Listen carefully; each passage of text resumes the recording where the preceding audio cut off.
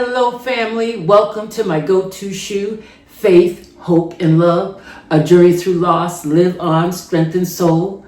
I hope you're all doing well and you had a blessed week and things are just moving right along for you despite all that's happening, that's going on.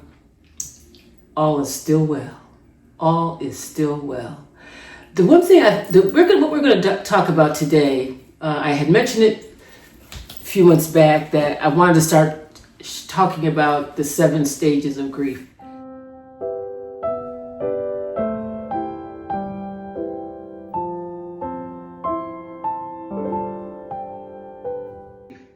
And today I'd like to just talk about 2 of those.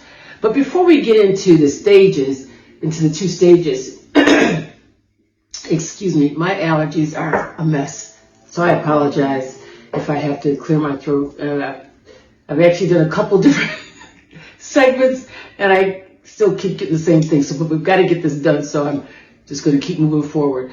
So before we get started though, of course, as I always say, you know the drill, like, subscribe, and share. Hit the notification button so you know when I'm coming back. Okay, thank you so much. As always, thank you.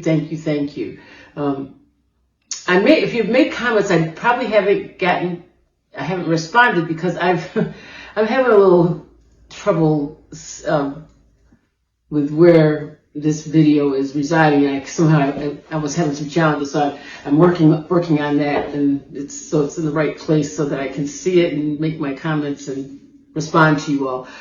So I'm not intentionally not responding if you did make a comment. Excuse me. Oh my goodness. Anyway. The first 2 words I'd like to, I'm a word person. I love words. And the first 2 words I'm thinking about, and I thought about the last week or so, is thrive or just survive. Thrive or just survive. When you look at the word thrive, let's just talk about survive first. When you look at the word survive, you're a survivor. You made it. You got through. You are, in some ways, sometimes you're just existing. To survive is to exist. You've gotten through the circumstance and now you're existing in your new normal. But what I really want, the whole point of this podcast, Live on, Strengthen Soul, is that each one of us that goes through this trauma of life, because life has different traumas, whether it's loss or however that loss might affect each individual. We want to do better than just to survive, just to exist. Because to exist is just to get through that circumstance. You're not meeting your level best. So when you flip it to thrive, you begin to flourish. You begin to prosper. You begin to see yourself in a different light, in your new normal. And it is a new normal. That does not change. It's a new normal. When you have lost someone that you care so deeply about, your life is never the same. Let me just say that again and again and again. Our lives are never the same. Because that transition's taken place and we've got to accept it and continue moving on with life. And sometimes it's a difficult process. That's why I look at those words, thrive or survive. We want to thrive each and every day that we rise. It's a new day. We have not seen that day before. When tomorrow morning comes, we haven't been there. We don't know what's going to happen tomorrow, but we want to thrive in that existence. We want to thrive, and we don't want to just exist, to just get by, to just do the bare minimum. So I wanted to talk about that because so many times it's so hard going through grief, and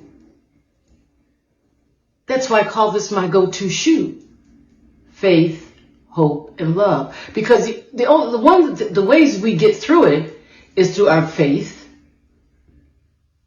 through the hope that things are going to get better, and through the love that we receive from others, and of course, from that vertical personal relationship. I'm always going to include that vertical personal relationship. So faith, hope, and love. And love comes in, we need to exemplify the love that God shed for us. And so many times you do feel that love from your colleagues, from your coworkers, from your family, from your close friends. You feel that love. And that's why it's so important for each one of us to love ourselves. Because how are you going to love somebody if you don't even love yourself? And when I think about, you don't want to just exist in this life expectancy. We don't know how long this life expectancy is going to be for each one of us. That's why we need to live it to the fullest. And as we walk it in faith, in hope, and in love, we begin to prosper in a way unbeknownst to ourselves when we finally accept what is happening to us and what we're going through. And sometimes it takes a minute to get to that acceptance. It takes a while. It's not like, you go into this grief thing and all of a sudden you're good. No, it takes time. It takes time. And we're all in different stages. We're all in different stages. So no one is in the same stage. And then we can't say, oh, this grief is going to last you 3 months. No, this grief is going to last 7 months. No, this grief is going to last 10 years. We can't say because we don't know, because each one of us is so different. Each one of us is unique in our own way. So the first stage I want to talk about of grief is shock. That denial. How did this happen to me? How did this happen to you? And I know there are different kinds of losses. In particular, we're talking about the loss of a loved one, but it could be that loss of a job. It could be that loss of a relationship because the pain is so deep. You're in shock. A husband and wife could be married 50 years, but all of a sudden the wife decides, I just can't do this anymore. I'm done with this. And they may have been married 20, 30, 40, 50, even 50 years. And now they've made a decision that they have to walk away from what they have known in their whole lives. So the person who's left is now trying to embrace what just took place because they probably don't even understand how did we get here. Well, there was a process how you got there, but that's a loss. And that's that shock. When somebody comes in and says, baby, I'm done. I'm through. This is over. It was good while it lasted, but now it's done. You hear those words. The recipient of that word of saying I'm done is the person who's going through the grief and the loss. However, there is, even for the person who's stating it, that they're ready to move on. They are also going through their own grief and loss. They might not say it, but they're going to be going through something because you don't get into something as two and something so intimate as a couple and not both feel some type of loss in that reality. So that's that shock. That's the first stage. That shock, that's like, oh my God, how did this happen? You don't want to believe it. So there's a shock there in that first stage. And so many times when it comes to the death of someone, I'm so sorry. This is all because, we won't get into that about my allergies. We talked about that once before, but anyhow, when it comes to the loss of a loved one, whether it was a car accident, whether it was something that took place that you had no control over, whether someone was killed, we don't, that's a shock. It's something that you did not expect. It's very different than someone who is a caregiver for a terminally ill person. Now, when I say it's different, the only reason it's different, this is my perspective, because you were in a caregiving situation, you've been with that person over a period of time. It has not been easy,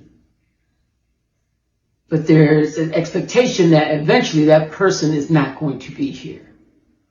So even though you're never prepared for that day that it takes place, you're not prepared for that, but you're going through it. So it's a shock because you're just not prepared for that to happen to your loved one.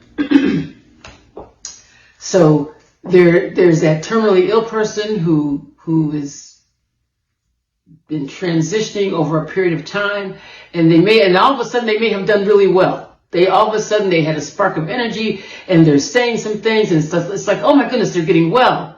And then the next 24 hours, that person's gone. That's a shock because you thought that everything was okay and they were coming on the upswing and they were getting better. And the case was, it changed. So your expectation, you went home, you saw them at the hospital or wherever they were. They could be in your home, and you woke up in the next day and they were gone. You think, what? How could this happen? So all those types of pain, that shock, are what we have to get through. That initial shock. And sometimes that initial shock is extended over a period of time. So, shock is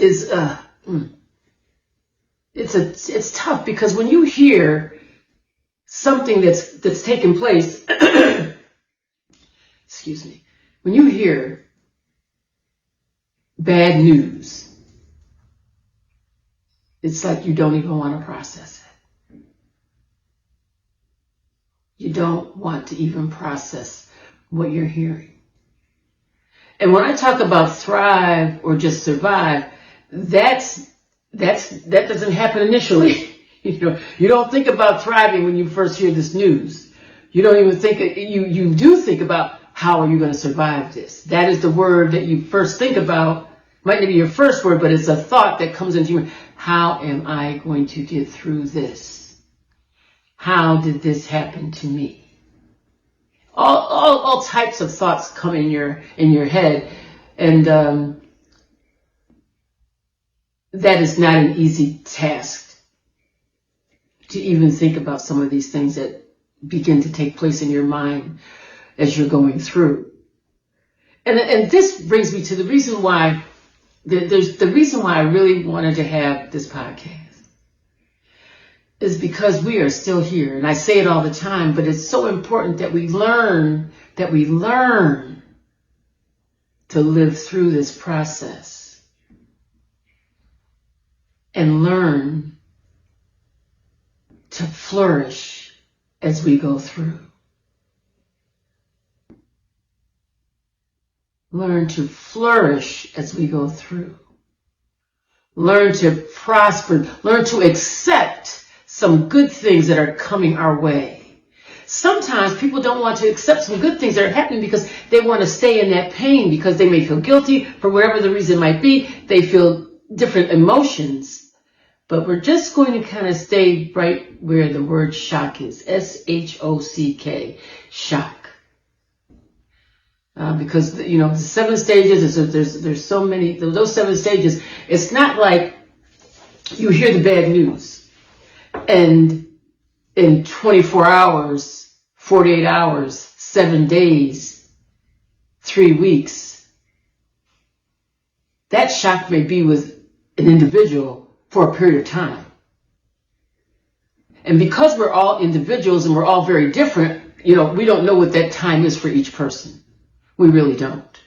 I can share with you my shock and my time, at least what I think or thought my time was, that I was in shock. I can share that. Not, when I think about it, the shock that took over for me,